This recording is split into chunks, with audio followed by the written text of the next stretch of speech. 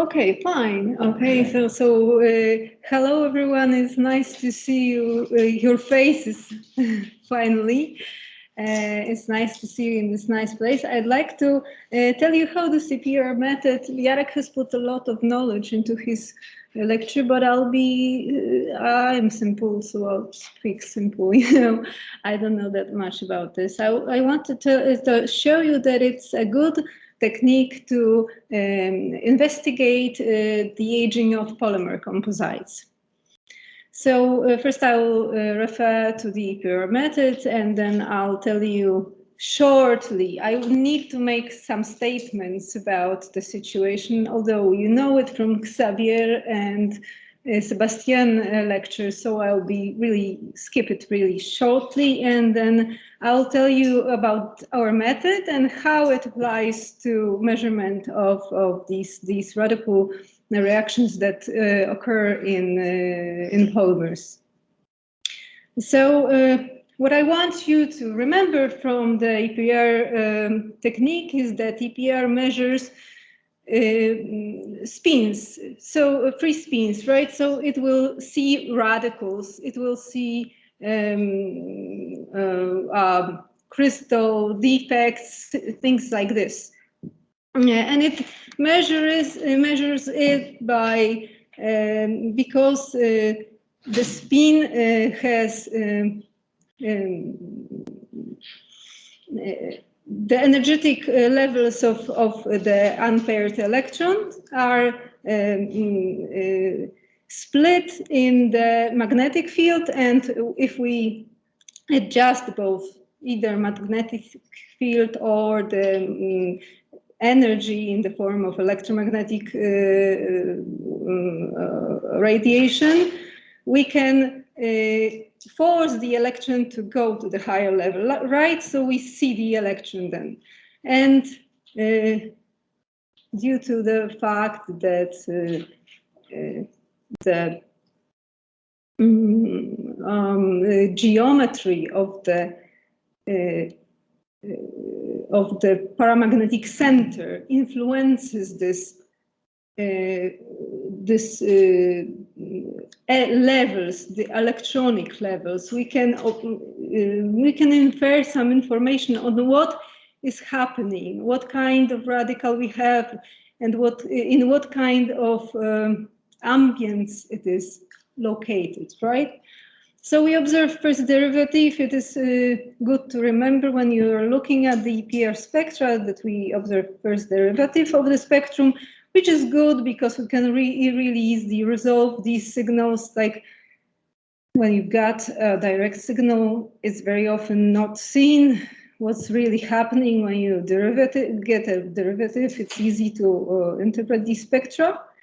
We use it in many other techniques as well, since I'm sure you know such things like, for example, you use it in TGA, right? And you go do the DTG in order to see better. Okay, and free radical reactions are very important in polymers. We know we've got free radical polymerization reaction. We've got, when we generate radicals, we can do grafting, we can do crosslinking. Also degradation occurs on the basis of radical processes.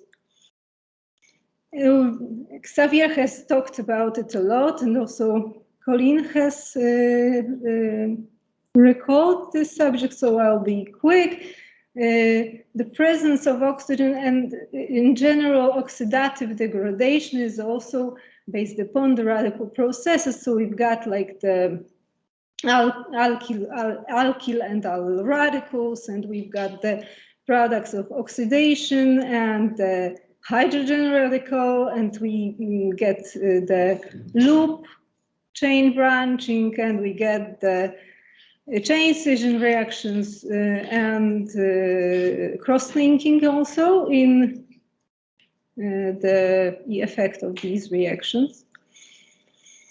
Let's take a look at ionizing radiations. There are many sources of ionizing radiations, and they all can add up to the effects in polymers. So starting from UV radiation, alpha particles, beta particles, X-rays, gamma rays, and neutrons that we can encounter in the nuclear power plant.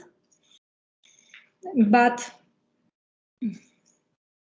my message is that ionizing radiation is not only an aging factor, but can be also used in the studies. I'd like to, I'd like to underline that it is not only, that it doesn't have to be treated only as an aging factor. It can be also applied to observe something. So it will be our probe in this case.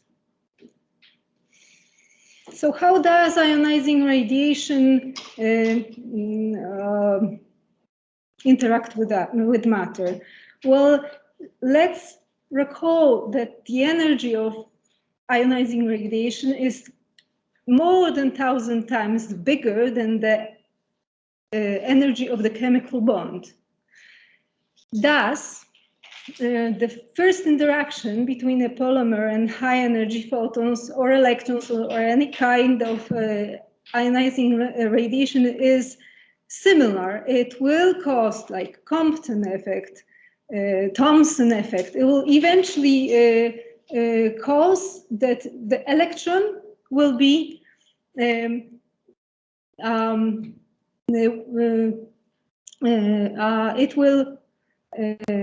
it will produce electrons that will then again interact with matter.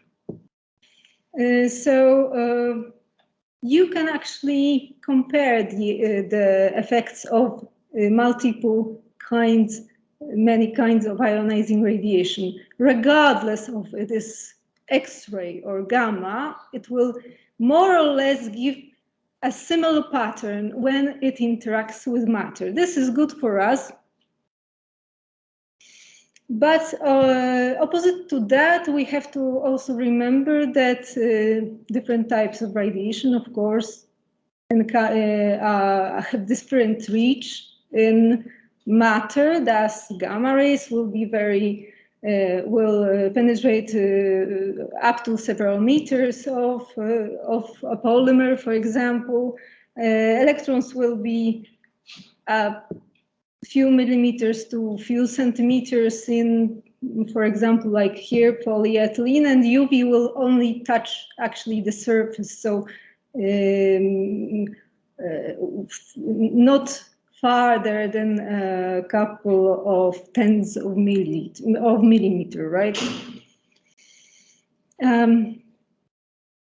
Ionizing radiation effects of polymers are formation of free radicals, formation of hydrogen and low molecular weight hydrocarbons, formation of C-C bonds, cleavage of these C-C bonds, increase in unsaturation, breakdown of crystalline structure, coloration and oxidation. Those reactions depend on chemical structure of the polymer. We investigate on its crystallinity, as Sebastian talked, physical state, but also on the environmental situation.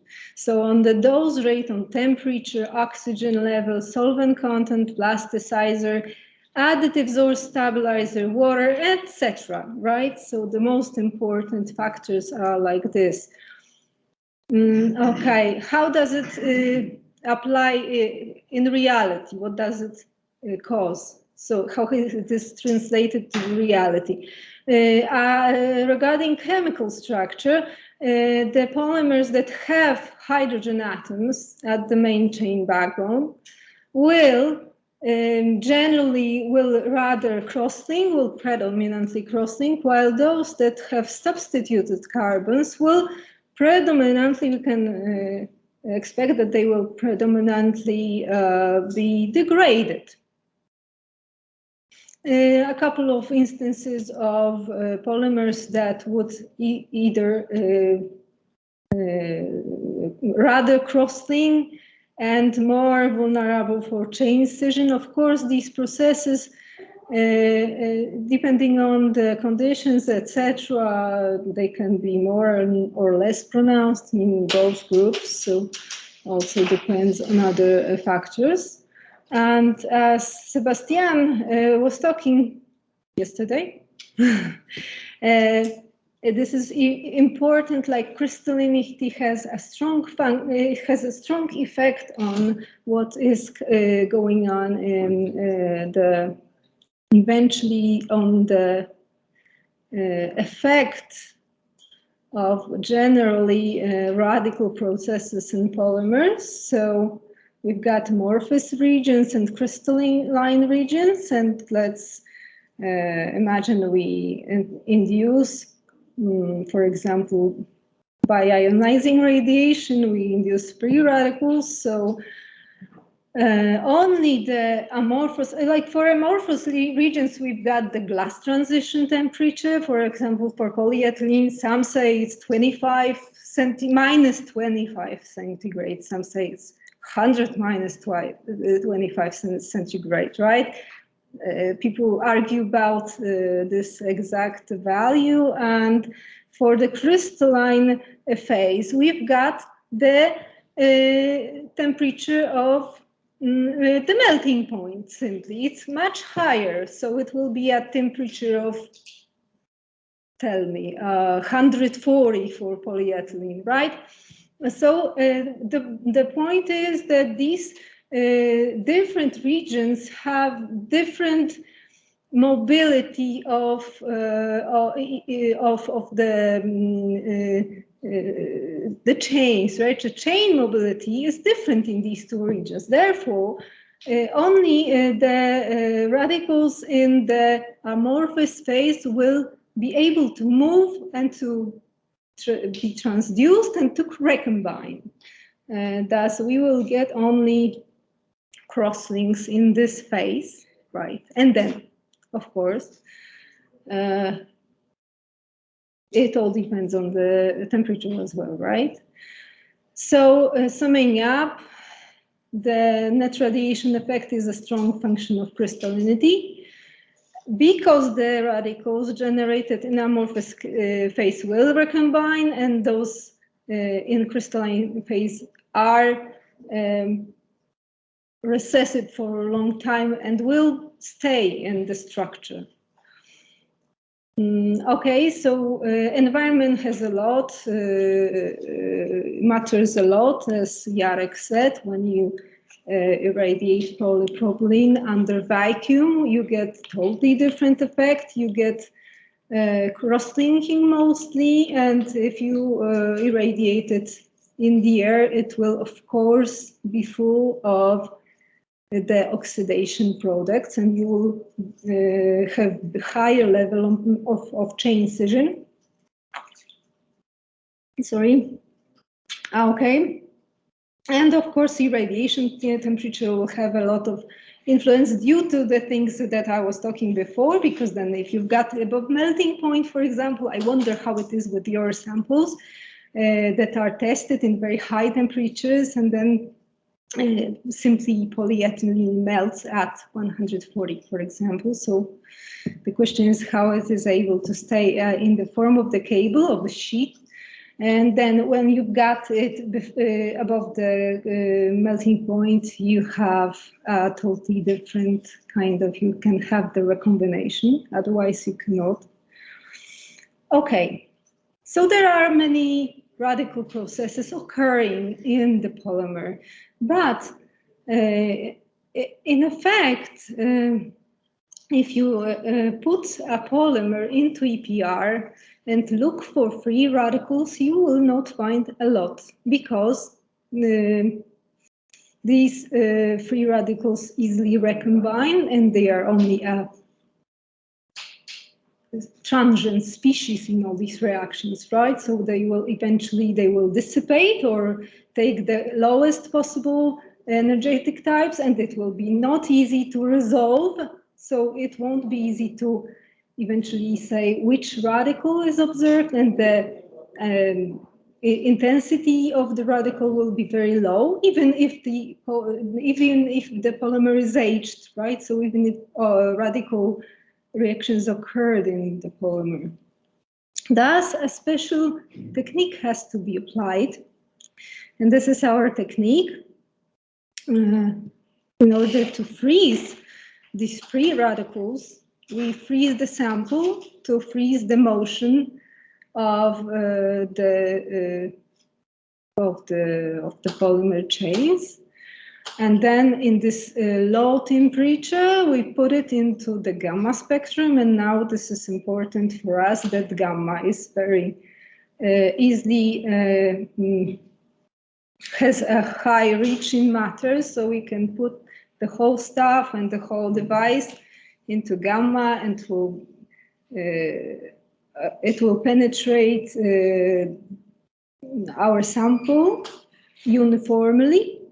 And then these, so it causes stochastic effects, like, you know, the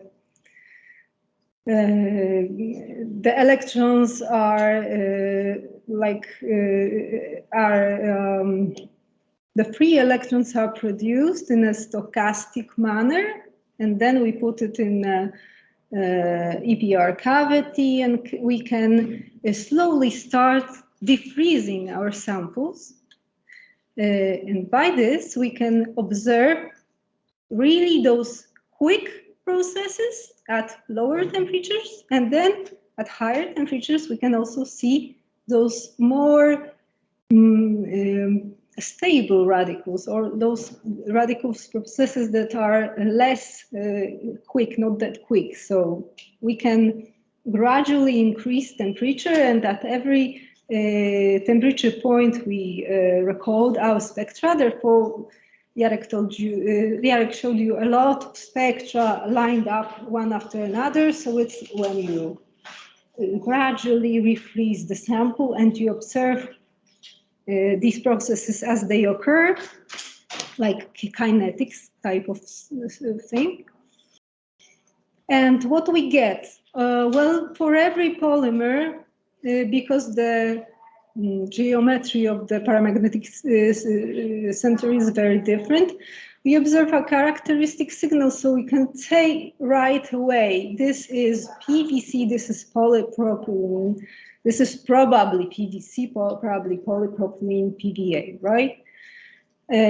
We can also observe a characteristic spectra for our polyethylene. This is the EXP from the cable, virgin. And we can observe two radicals, alkyl radical and allyl radical. How do we recognize when where we have to check how many hydrogen atoms are there? And then we know how many hydrogens split our signal, just like Jarek told you before. We can also observe thermal annealing kinetics, the radical decay as we higher the temperature. So sometimes there are multiple radicals in our sample, and we can resolve that. So what we do, in order to see some radicals are seen in higher and some in lower magnetic fields, because the energetic levels are saturated to higher or lower degrees. So we can, by changing the microwave power, we can resolve the signals coming from two types of radical. Like these radicals are carbon center radicals, and these are peroxide radicals. So we can observe characteristic spectra for the additives. For example, this is the thiolate organox we saw. It has its characteristic spectrum that can be then tracked on the spectrum of polymer. Also, we can see the organox, the phenolic one, right? It has characteristic signals depending on where the free radical is located. So we can resolve where the radical is located. And and also ATH, the flame retardant, and we can see at least two characteristic spectra. This is a very characteristic 50 millitesla or 51 millitesla, I guess. Very wide spectrum of hydrogen radical, and the radical adds oxygen. And we can also apply this procedure for the aged samples. So we do the same, but with virgin blend, and then we do the age, or the blend before aging, do the same for blend after aging. And then what we can see differences, right? So we can identify our alkyl radical in probe irradiated polyethylene. We can also locate our peroxyl radical signal, and we can see at higher temperatures, like we start with 100 K and it goes down and it decays quite at low temperature. And then after aging, we see a slightly different pattern. As you can see, there are a couple of differences. So first difference is that our radical, peroxyl radical, does not decay in the same pattern as it does in the fresh polymer. What does it mean? It simply means the peroxyl radical is located in different centers in the aged sample. So this is a different peroxyl radical. Then also we can see the aging-derived polymer signal, the unspecific signal I showed you at the very beginning. Okay, what else? Here we can see that, for example, alkyl radical decreases after aging, and tracking this decrease, we can see how much aged is our sample. We can compare it in relation to the peroxyl radical signal.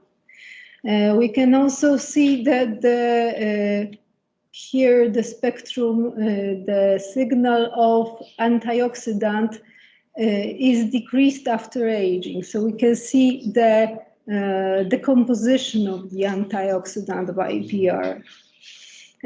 For example, for a non-aged polymer, we can see the characteristic at the signal of the additive. And I must tell you that Jarek encountered this signal even in the so-called virgin blend. That's because polyethylene is so unstable without any additives, but that even virgin blends has it. So it's easy to be tracked. So we can say if it's really true that the blend is pure or not. What else can I say? I can say that we can see also that not every antioxidant is good for our the application that we want to use it. For example, the thiolate radical, the thiolate antioxidant causes no differences. So if you compare unaged and aged virgin polyethylene without any additives, and you get the same view for the polymer with the antioxidant. It means antioxidant simply doesn't change the radical situation in our sample. We can also see, for example, that ATH is like 20% as far as I recall of ATH added to our specimens. It's a massive signal, and observing it at different temperature, you can see it in the polymer blend, and you can see that the decay of the signal has nothing to do with the decay of carbonyl radicals, of carbon-centered radicals. Therefore, we can say that there is no spin transfer between the the additive, the ATH, and the polymer, which is probably good because then our additive would influence radical processes in the polymer. It does not. Yes, so no spin transfer. And okay, two more slides to show you that we can also monitor the process of aging. So you can see that in the XP without additives, we can see a massive buildup of peroxyl radical of oxygen species in our samples. This you have to take notice that this graph is all the way around. So these colorful things are the aging periods, right? And these are the temperatures. So you go like first aging period, second massive signal, third massive signal, and then it decays. Something happens. We cannot see peroxyl radical anymore. Yeah, right. And when we add our additive, which was the phenolic antioxidant, no such effect is seen. Thus, we can see that buildup of oxidized species does not occur, right? So our antioxidant does work in this case. Okay, so in conclusion, electron paramagnetic resonance is a spectroscopic method that allows to selectively observe free radicals, even in very complicated matter, right? In very complicated samples. So no matter what is there, you will see only radicals, which is really good. That's why it's very popular in biological applications, as Jarek said, because you've got loads of strange things inside, but you see only the radicals. And this is good for polymer degradation. And because many polymer processes are free radical processes. And to see this, we have to probe-irradiate our samples to see the radical situation. And that we do in low temperatures in order to keep the radicals non-dissipated, right, for a moment, non-recombined, and then we see the recombination during sheeting. And we can observe the processes at the molecular level. So we can say not only that is aged or non-aged, but we can also decide on what is the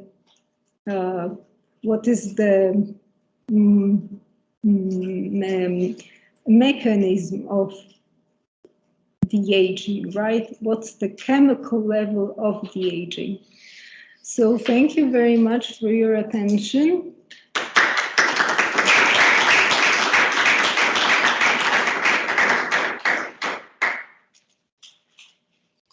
Is there any question?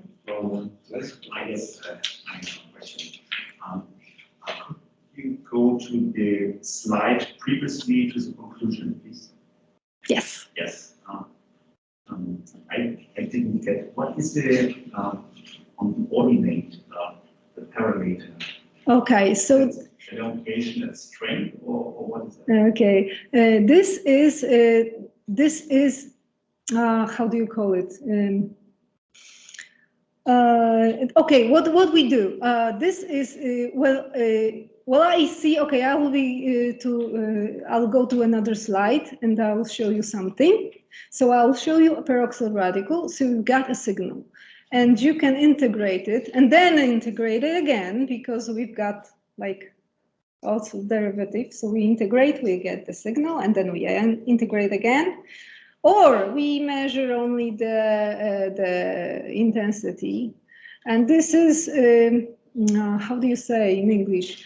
A parameter, this is the measure of intensity of this peroxyl radical signal that I have here. So this is, arbitrary unit. That's what I was looking for. So it's an arbitrary unit that describes the intensity of the peroxyl radical signal. Okay. On one spectra, we described to the intensity of radicals, the number one, and we compare on another spectra. Okay. Sorry, I'm not a chemical expert. Does this value correlate with an aging state? Yes.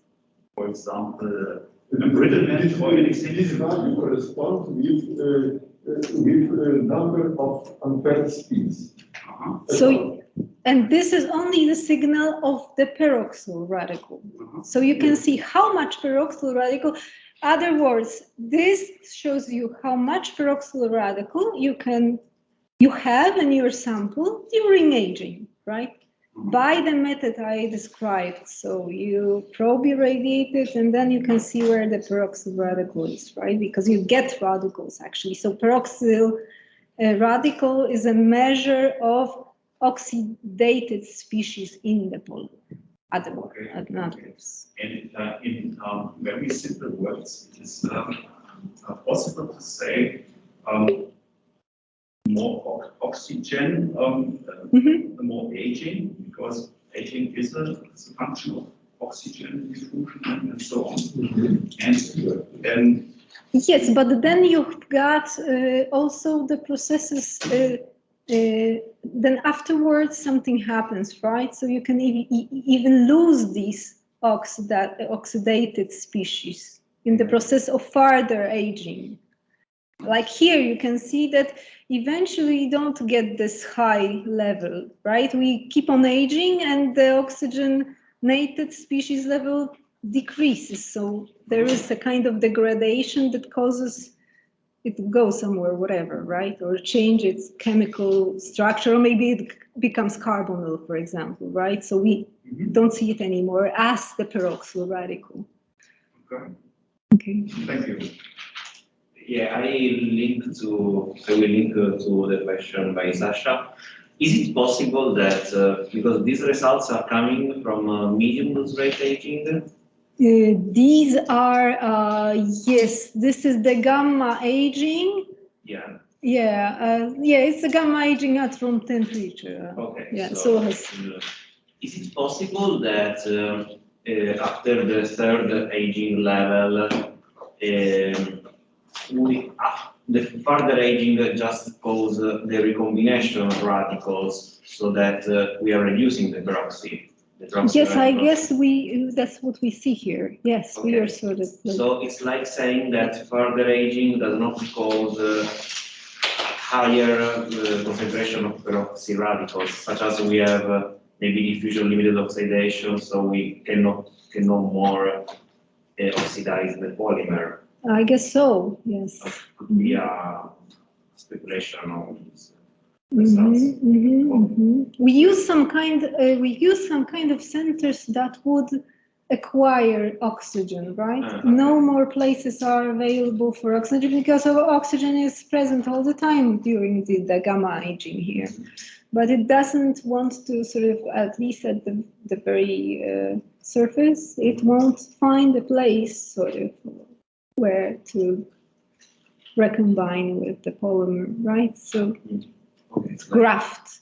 Okay, yeah, so it cannot like bond with any other group. Yeah, that's very interesting. I have another question, because you have shown at fairly the beginning, I guess, where you have shown the spectra coming from different polymers. Yes. Or I can't remember. Okay, it was PVC. Yeah, for polypropylene. It is very interesting that you have different spectra depending on when you are doing the. Yes, this is very important, and yes, it has to be borne in mind. That's what we often encounter in the sterilization plant as well at our institute. You don't irradiate polypropylene unless it's very well